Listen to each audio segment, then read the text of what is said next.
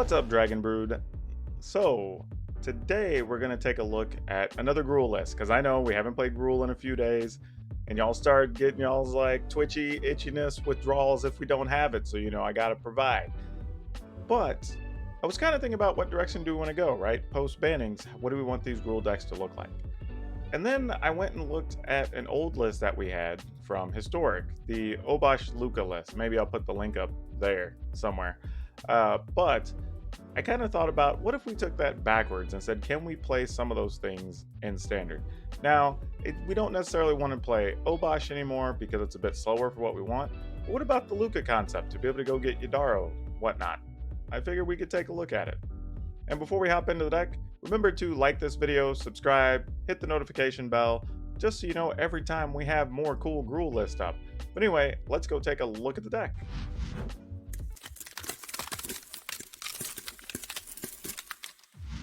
As usual, we want to say stay around to the end of the video, so if we do make changes, you'll understand why and get a head start on understanding what the better version of the deck list looks like. But anyway, let's hop in here. This is the one we labeled Luca GRUUL. We're going to see how this works. Hop this over here. There we go. So for starters, the obvious choice, we are still playing Pelt Collector. And it's kind of hard to not play it if you're playing GRUUL and playing an aggro list. We're going to play 2 Stonecoil Serpents. I tried to squeeze the third one in here, but I couldn't find a good spot for it. We're going to play 4 Zertog Goblins, 2 Domri's Ambush. Going to go with 4 Bonecrusher Giants, which is becoming a staple that you have to have when you're talking about so many small creatures in the sacrifice list. 4 Spellbreakers. The trample is just too good to give up. A couple of Clothis, which is okay against the sacrifice list, but actually tends to be pretty good against the slower decks. So it'll be interesting to see how much we want these main deck depending on how many sacrifice lists we run into. 3 Gem Raisers. Also give stuff trample. Can grow your things with counters on them. And additionally let you kill off things like Elspeth Conquers Death. Let you kill off Witch's Oven, things like that. Going 4 Questing Beast. Arguably, this could probably be scaled back to 3, but we're going to try it with 4 for now. We're playing 2 Lucas, and Luca here serves really 2 purposes. Either 1, get rid of one of your 4 drops and go straight up to get a Yadaro and in the game, or potentially just turn like a Bonecrusher Giant into a Questing Beast or something like that. Like, there's a few different little tricky things you can do. Then Vivien Monster's Advocate. We're playing this just because, 1, if the games do stall out or go a little long, we can keep making 3/3s, which is totally reasonable. We can play stuff off the top of our deck to catch back up. And those turns where you get close to killing your opponent, and I don't know, let's say you can cast a Yadaro, or you at least get to cast a Questing Beast, then you go ahead, minus Vivien, go get a Spellbreaker, and then you're attacking for 7 or more. So that's a pretty big deal. We're still going to rock some Embercleaves because, Embercleave's just good. And then we're going to play the 1 Yadaro. So, interesting mix. We'll see if it works. Again, this is almost like a port of a deck list from Historic. No idea how good it is, but we'll see. And we're playing 8 Mountains, 8 Forests, 4 each of Stomping Grounds and Temple of Abandon. And if you want a sideboard list, we have 2 Redcap Melees, 1 Soul Guide Lantern, 3 Scorching Dragonfire, 3 Cinder Vines, 2 Flame Sweep, and 4 Ceratops. But let's see if this whole crazy plan we got going on over here is any good. Let's go play some Magic. All right, I'm kind of excited to see how this list plays out. Opponent goes first. This is probably not a great keep against Lurrus list, to be honest. Would like either of these to have been something else, but I'm going to go ahead and keep it and just see what happens here. Alright, not a surprise. They got their turn 1 familiar. Let's go ahead and play this Collector, which kind of works out, though it's possible they just play Oven and steal our Pelt Collector here. That's fine. Nope, Dreadhorde Butcher. Well, we will block a Butcher, mind you. Because otherwise, if it gets bigger, we're never going to have a good opportunity to deal with it. Now, go ahead and put this Temple down.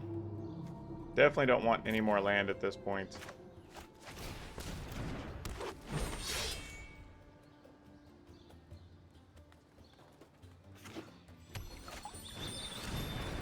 Robber of the Rich, that's unfortunate.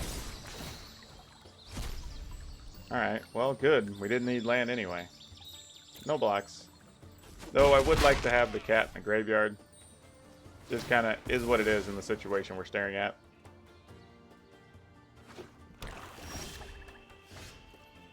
Okay, let's go ahead. Play this just as a 4/4. No need to attack at the moment. There's a chance they're just going to steal one of our creatures here anyway. Nope, there's a Priest of Forgotten Gods. And another familiar. Alright, well maybe we draw a giant here would be most excellent. That's not bad either though. Not quite the thing we're looking for, but I'll take it. The opponent could 2-for-1 us. But I think we're okay with that.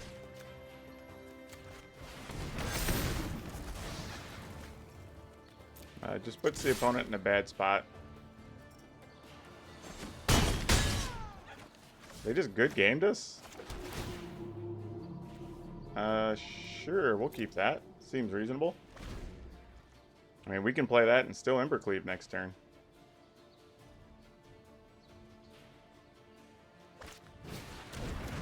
Blood Aspirant. Okay, so they're just trying to sacrifice all the things. Fair. Yeah, this is going to be real bad for the opponent. Because they're going to have to give up the majority of their board to deal with our stuff. Even if they have a Claim the Firstborn here, most we would take is 2, 3, 4, 5, 9. That's nothing. Well, dang it. We just took our Zertog Goblin that we really wanted to cast. Well, that's cute. Not really what we need, though. Alright, so if we attack with both, and they block, let's assume they block Pelt Collector, because that's the thing they can block. We could turn Pelt Collector, well, I mean, turn that into a 4/4. So that'd be 8 minus 1 is 7. They would take 11. They'd be almost dead. Alright, I don't mind that. Let's do it. I mean, here's the problem, though. If they have a Claim the Firstborn, we kind of get wrecked. I think we should have just played the Gem Razor there before the attack, actually. Because we would have got trample damage from the Pelt Collector. Oh, the opponent's not blocking? I mean, then I just put this on Spellbreaker, right? Oh, weird. Wow. Okay. Let's see where we're at here. We get to go first. We are... Alright, we're going to keep it. Also, everybody, I hope my volume's better today. I realized some things that were wrong. I had, in my audio software, it keeps wanting to jump up the recording volume, but the playback was actually normal. So, I didn't notice it during live recording last time. But I think today we have it rectified, so that should be good. Alright, let's just turn this into a 3/3. Make some bodies to deal with this. This isn't a bad situation, though, so far, because if we can slowly get up to a Vivian, just making perpetual 3/3s is going to be pretty good against the red deck. Even if they get to Embercleave situation, because we'll have plenty of bodies to throw in front of stuff. I think the trick next turn is just play Pelt Collector, then Zertog Goblin. Alright. Okay. Well, that's good when you don't get an attack on a turn from the red deck. That is stupendous.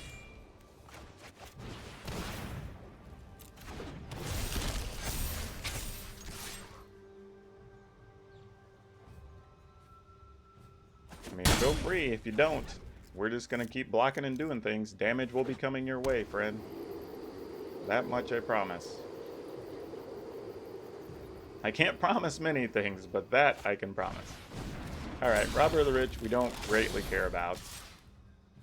The opponents has a shock. They're just going to cast Light Up the Stage, most likely. Yep, that's what I thought. Oh, well, this is fantastic. We get a Bone Crusher Giant to kill something next turn. Oh, boy. We're at 18, though. I mean, we could just keep the... pedal to the metal here. I'm going to save one creature to block just to make their life difficult. But I mean, if they don't deal with this, the next turn is going to be real bad.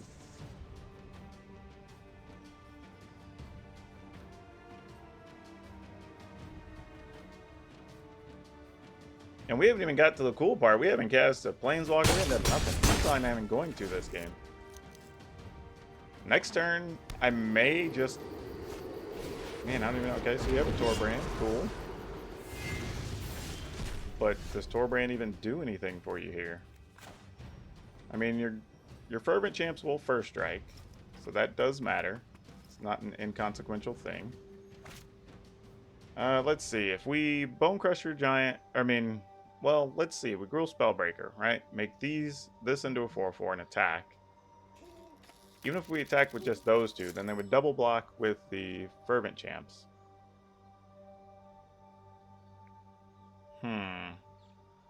So I think the plan is here, just attack with GRUUL Spellbreaker.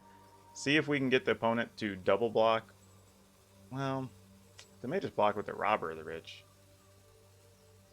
That wouldn't be so good for us, would it? Attacking with everything doesn't do enough because they have first strikers here.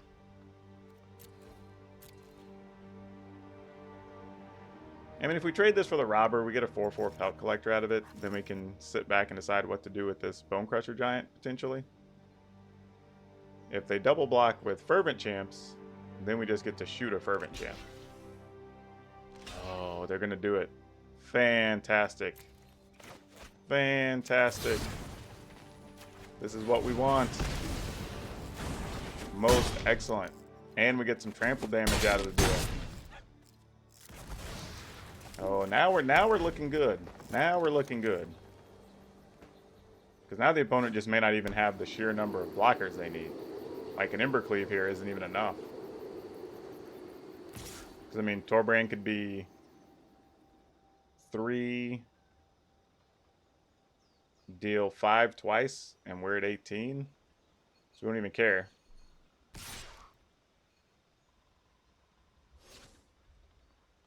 To attack with just your Robber of the Rich?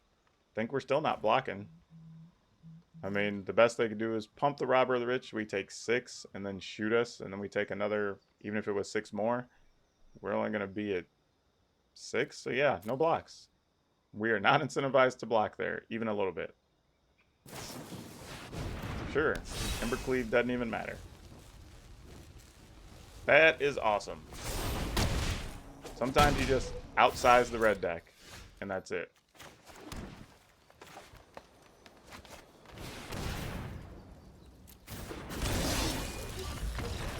Alright.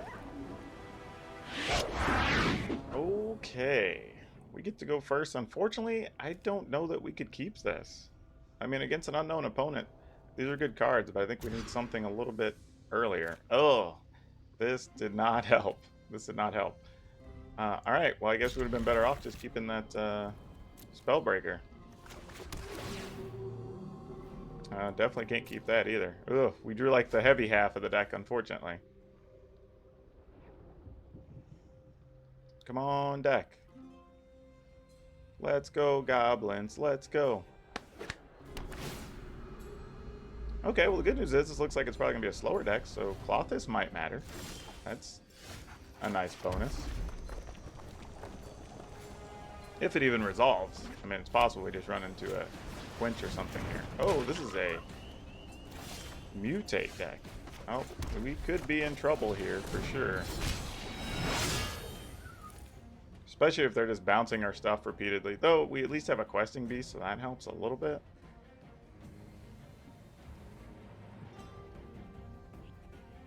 And maybe we get lucky and stick a questing beast and an Embercleave. I don't know. This is going to get kind of ugly for us. No early drops here is pretty punishing. In all reality.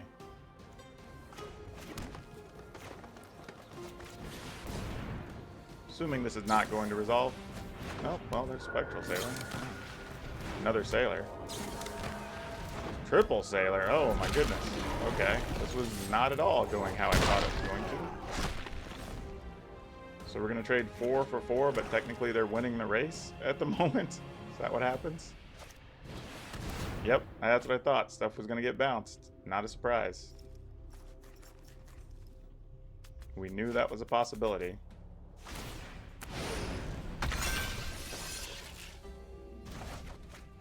Yep.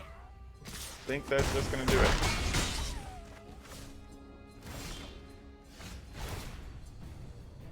Yeah, we do get that benefit at least.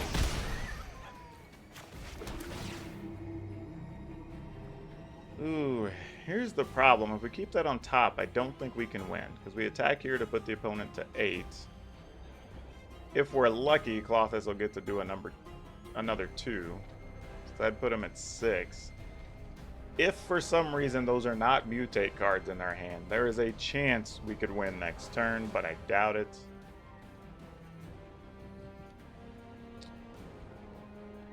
Though, that does let us play Zertog Goblin plus Gem Razor.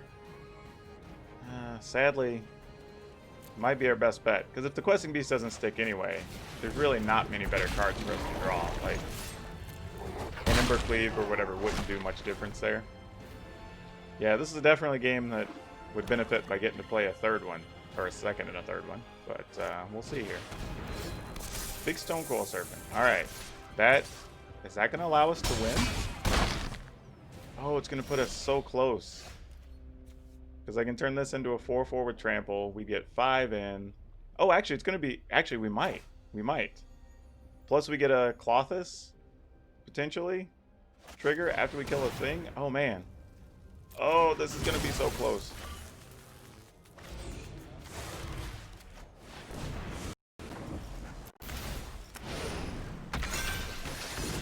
Oh my goodness, this is going to be cutting it real close.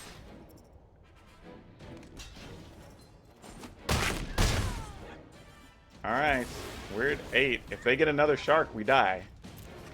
If not, we're still in this.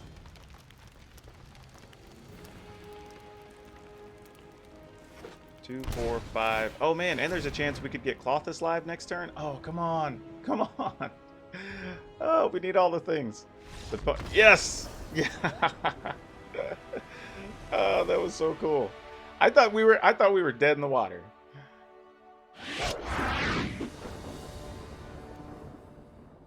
Oh boy.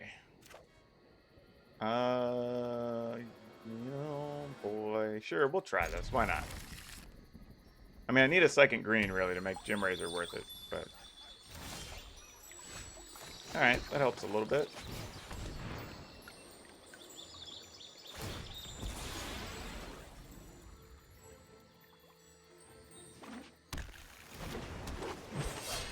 And we'll pass. So we'll see next turn if we really want to make a 2/2 Serpent. I'd like to draw just a Goblin, and that'd be nicer. Thought Eraser? Sure. What are we going to take here? Probably Questing Beast? I mean, you could take your Darrow. That's fine. Nope. Questing Beast it is.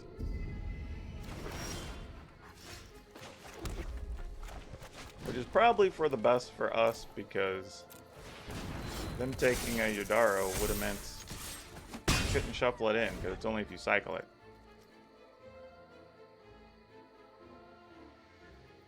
So I think next turn, if we get a green land, we'll go ahead and just equip up the Stonecoil Serpent, most likely. If we don't, I say equip, mutate up. But if we don't get it, then we're probably just going to cycle this Yodaro, which we're not going to get to do. Actually, we're going to be cycling Yodaro, most likely.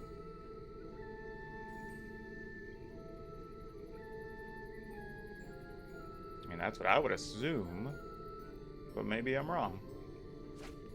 Okay. Awesome. Let's draw a green land and punish the opponent deck.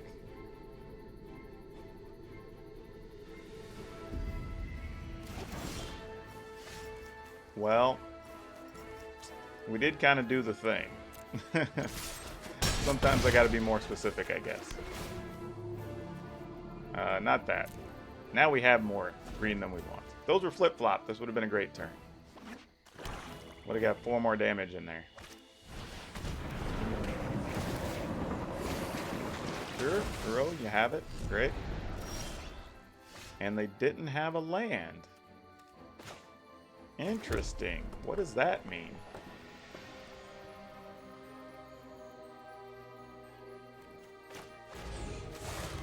Alright, I mean, I guess we got it, right? If we lose our creatures, we at least have Vivian next turn.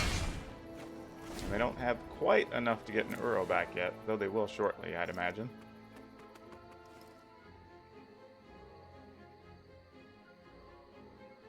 And they know about our land, they don't know about the Vivian. So they're likely to not play around it, especially since not that many people are playing this card right now.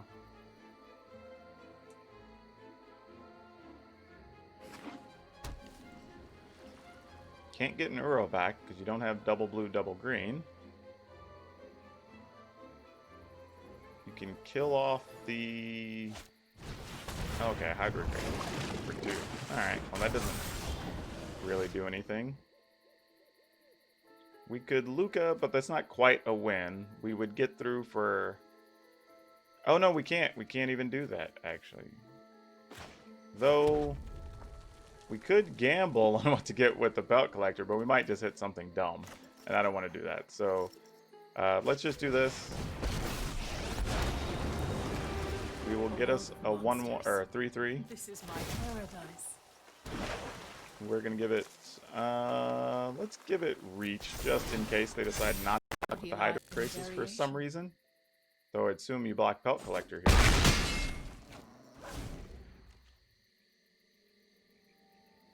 Weird that you wouldn't, but okay.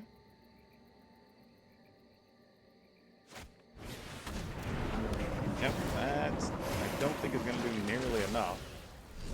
Even if you have a spot removal card.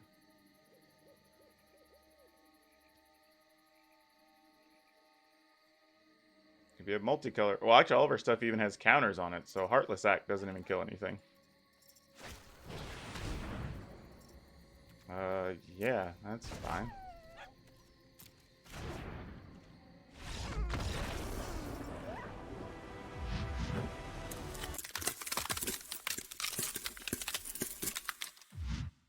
Oh, this is tough. So, like, what would we change about this list? I don't really know. I think it's just a case where I think the Luca Obosh thing or Yodaro thing is kind of fun. I don't know how good it is.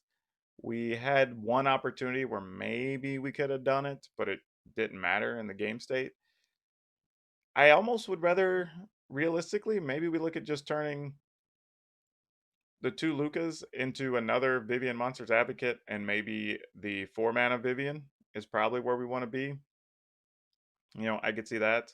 And just cut the Yodaro for an additional creature or removal spell of some kind. Mostly because if you don't get Luca, Yodaro is effectively a dead card in the deck. Though I think I like the idea of it. I think it's very cool. But just not where we really want to be. I'd rather that be just some other creature. Even if it's just a Skargan Hellkite or something. You know, there's a bunch of things I think this list would be better off having that you can actually cast. And truthfully, if I was going to do it, I'd probably have it be some other 3-mana thing or 4-mana thing that could survive, like a Flame Sweep or something of that nature. But that's probably what you're going to see in the final list that gets put up in the description of the video down there. So, yeah. But, I mean, it was GRUUL. It was good. It won some games. It was fast. I think we'd still need to test it against the sacrifice list a little more. I think it could benefit from maybe having 1 or 2 more removal cards or having some cheaper things, because I think that's maybe where the Vivian could come into play and give you just stuff to just keep the board full against those lists. Yeah, so it's GRUUL, so you know I like it. I mean, unless it's just a miserable build, I'm going to have a good time playing it. So definitely, like I said, check the description. I'm going to mess with this deck list a little bit, finagle some cards here or there as we get into editing, so that way y'all can have a better version here. One of the things I do want to say is we did kind of have a split. It's amazing the number of people who want to see best of 3 and want to see best of 1. So what I think I'm going to do is each week I'm going to probably try to put up 3 short videos of me playing best of 1s, and then maybe make Thursday and Friday about best of 3, so that you can see the sideboarding options and stuff with 2 of the decks I played earlier in the week. So yesterday was the Abzan list, today is GRUUL. I'll play something tomorrow, and then Thursday will be one of those 3 decks, and then Friday will be one of those 3 decks. So it actually does me a favor. You know, I'm having to create less decks every week, or fewer decks, but it also gives everybody a little bit of something different to see. So we'll see how it works out. Y'all have to let me know what you think, how you feel about it. But again, remember to like this video, subscribe to the channel, click the notification bell. And again, I want to say thank you. And that's all I have for today.